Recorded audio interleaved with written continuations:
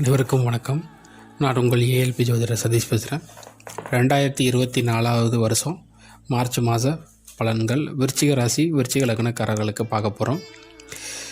இந்த மாதத்தை பொறுத்த வரைக்கும் விருச்சிக ராசிக்காரர்கள் தாயிடத்தில் ரொம்ப கவனமாக இருங்க. அவங்கவுங்க கூட இந்த மாதம் சண்டை போடுறதுக்கான அமைப்பில் இருக்குது. ஸோ அவங்களிடம் தாயின் மூலமாக பிரச்சனையை சந்திப்பீர்கள். உங்களுக்கும் தாய்க்கும் இந்த மாதம் உறவு முறை நன்றாக இல்லை. ஸோ அவங்க என்ன இருந்தாலும் தாய் தான். ஏதாவது சொன்னாங்கனாலும் இந்த காதில் வாங்கி இந்த காதில் விட்டுருங்க.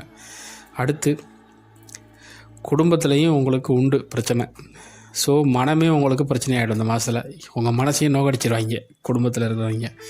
அது தாயின் மூலமாகவும் சரி குடும்பத்தின் மூலமாகவும் பிரச்சனைக்குரிய மாதமாகவே இந்த மாதம் இருக்குது. ஸோ கவனமாக இருந்துக்கோங்க.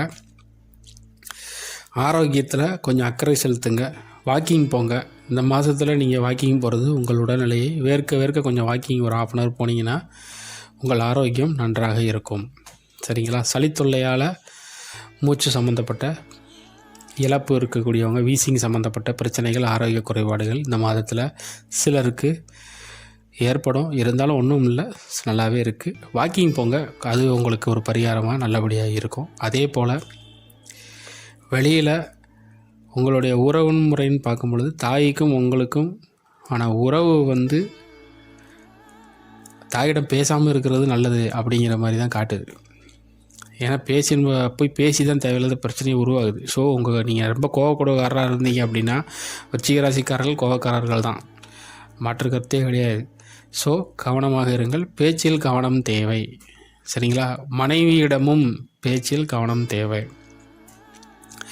பல பேர் மனைவிக்காக நான் ஒரு வீடு வாங்கி கொடுக்கணும்னு நினைக்கிறவங்களுக்கு இந்த மாதத்தில் அதிகமான வாய்ப்பு இருக்குது. ரொம்ப நாள் எதிர்பார்த்துட்டு இருந்திருப்பீங்களே, மனைவி பேரில் ஒரு நிலம் வாங்கணும், வீடு வாங்கணும், இல்லை அவங்களுக்காக ஒரு வண்டி வாங்கி கொடுக்கணும்னு நினச்சிட்டு இருந்திருப்பீங்க, ஒரு ஸ்கூட்ரு. அதெல்லாம் இந்த மாதத்தில் நீங்கள் செய்யலாம். அதுக்கான நேரங்கள் இருக்குது. இந்த மாதத்தில் கண்டிப்பாக நல்லாயிருக்கும். அதே போல் மூத்த சகோதரர்கிட்ட பூர்வீகத்தில் இருக்கிறாரு அப்படின்னா கவனமாக இருங்க.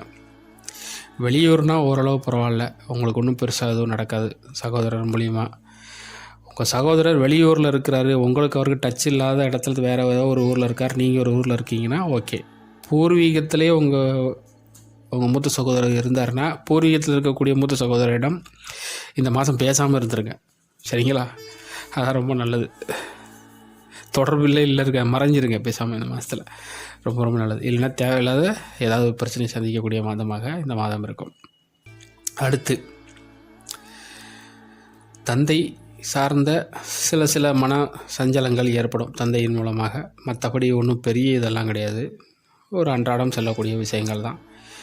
மனதுக்கு பிடித்த வேலையாகத்தான் இந்த மாதம் உங்கள் வேலை நடந்து போய்கிட்டு இருக்கும். இந்த மாதம் ஃபுல்லாக உங்கள் மனதுக்கு பிடித்த மாதிரியே உங்கள் ஒர்க்கு நல்லபடியாக போயிட்டுருக்கும். சரிங்களா? மற்றபடி எல்லாமே நல்லதாக இருக்குது. கவனமாக இருக்க வேண்டியது நான் முதல்ல சொன்னது தான். உங்கள் வாய் தான் இந்த மாதம் பிரச்சனையாக இருக்க போகுது.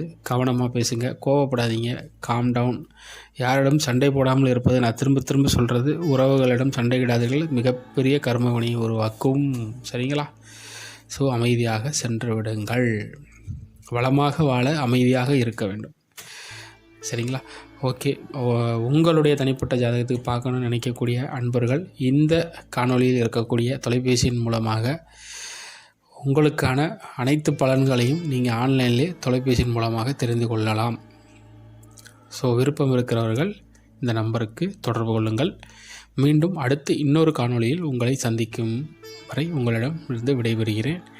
நன்றி, வணக்கம். அனைவரும் வாழ்க வளமுடன், சுகமே சொல்க.